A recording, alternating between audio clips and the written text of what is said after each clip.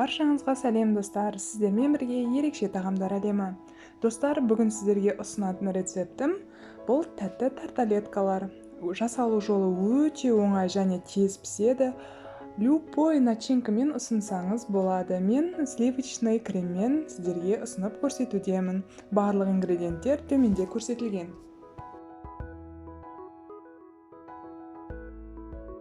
Барлық ингредиенттер баршамыздың тоңазытқышымыздан табылады деп ойлаймын. Ең алдымен бөлме температурасындағы сары май қажет болады. Өте жұп-жұмсақ болып тұруы қажет. Осы сары майымызды таза табамызға салып, жақсылап араластырып, содан соң шекерімізді салып, жақсылап ұзағырақ араластыратын боламыз.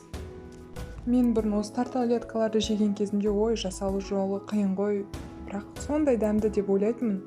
Оказывается, өте оңай.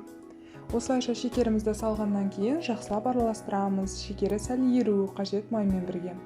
Содан соң жұмыртқаның бір саруызын салып және араластырып, өте керемет хош иіс беру үшін ванилин салатын боламыз. Менде ванилиннің кішкене пакеті болғандықтан барлығын салып жібердім.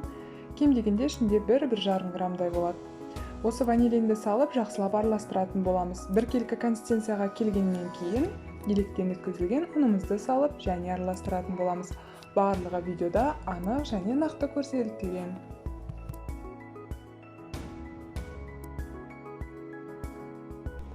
Мінекей ұнымды салып бастап жатырмын. Ең алдымен жарты бөлігін ғана салып, жақсылап араластырып, содан кейін қалған бөлігін салып, қолдың көмегімен жұп-жұмсақ етіп қамыр илейтін боламыз.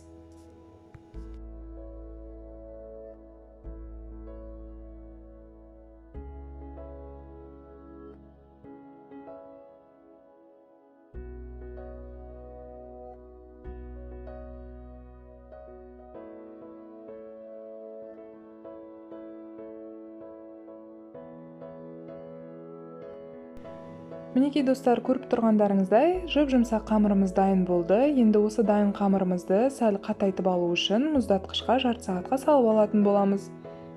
Мінекей менде жарты сағат өтті, мұздатқыштан алдым.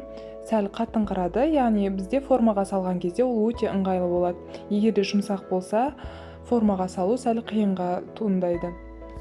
Мінекей барлығын салып, кішкене бөліктен алып, формаға салып, қолдың көмегімен жайып, керекті мөлшерге келтіріп аламыз. Барлығы видеода анық көрсетілген. Егер де қамырды көп салып жіберген болсаңыз, осылайша артық мөлшері формадан шығып тұрады.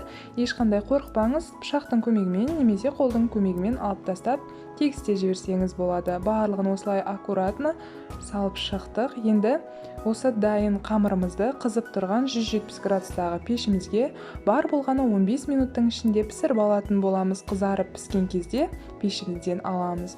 Мінекей достар, менде тарталеткаларым дайын болды. Өте әдемі түспен пісіп шықты. Формасынан алуда өте оп-оңай, себебі құрамында сары май болғандықтан ешқандай жабыспайды. Өте жұп-жұмсақ болып шықты.